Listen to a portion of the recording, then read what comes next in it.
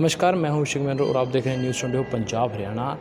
आज नवरात्रि का पहला दिन है और मंदिरों में बड़ी रौनक देखने को मिल रही है। इस वक्त खड़े हम चंडीगढ़ के सेक्टर 35 में। मेरे साथ है पंडित जी। पंडित जी, आज चंडीगढ़ में रौनक कैसे देखने को मिली और पहला दिन है?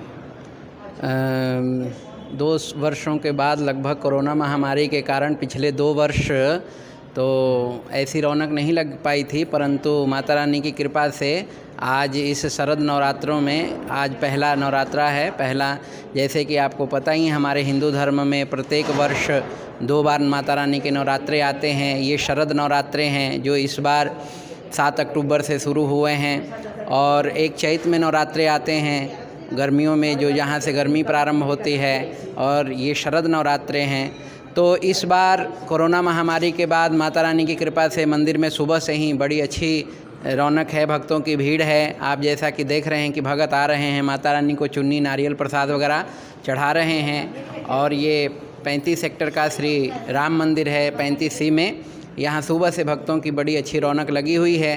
11 बजे से अभी हमारे महिला मंडल के द्वारा संकीर्तन भी किया जाएगा।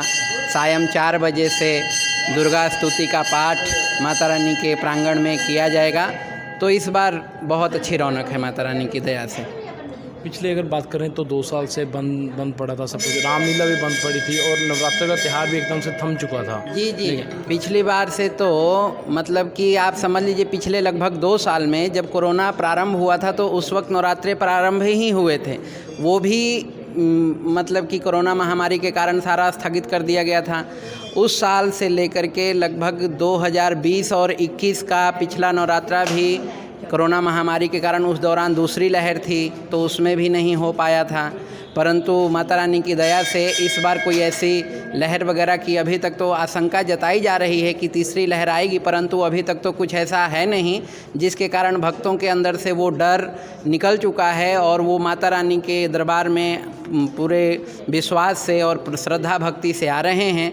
माता को अपना भेंट चढ़ा रहे हैं, चुन्नी चढ़ा रहे हैं, नारियल प्रसाद चढ़ा रहे हैं और भक्तों में बड़ा ही उत्साह देखने को मिल रहा है। बात करें तो हिंदू वेदों के मुताबिक इसकी क्या प्रथा है, कैसे किया जाता है? देखिए, माता रानी ये तो आद्य शक्ति हैं। हमारे सनातन धर्म में माता रानी को आद्य शक्ति, संसार की शक्ति ही इन्हें कहा जाता है।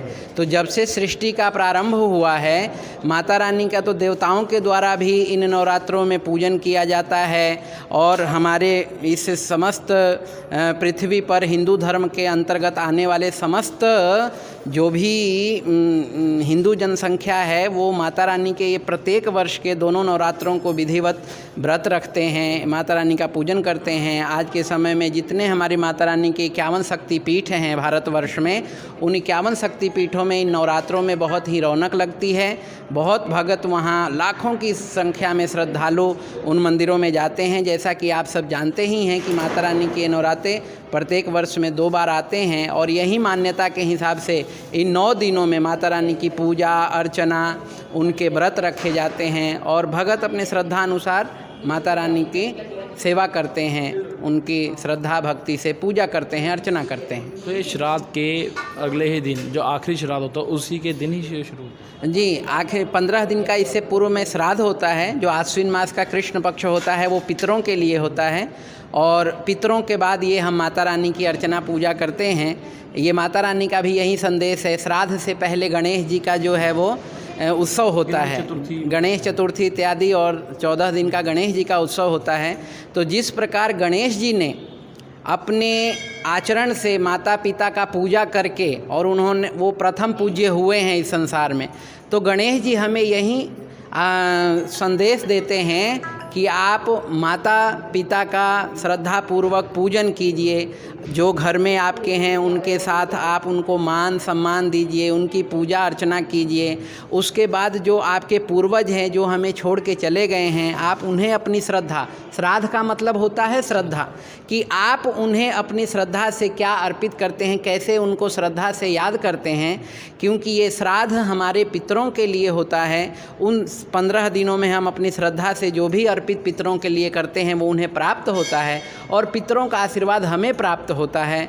तो पहले गणेश उत्सव, फिर पितरों का श्राद्ध और तुरंत उसके बाद अगले ही दिन से हम माता रानी का ये नवरात्रे प्रारंभ कर देते हैं। जो सृष्टि की आदि शक्ति है माता, वो ये संदेश है कि अपने पितरों की प्रसन्नता के बाद जो आपको माता से शक्तियाँ अर्जित करनी है, धन प्राप्त करना है, उनकी स्तुति करनी है, उनकी स्तुति से, पूजा से, पाठ से आप शक्तियों को, आप धन धान्य वैभव आदि प्राप्त करके अपना सुचारू जीवन आराम से चला सकते हैं।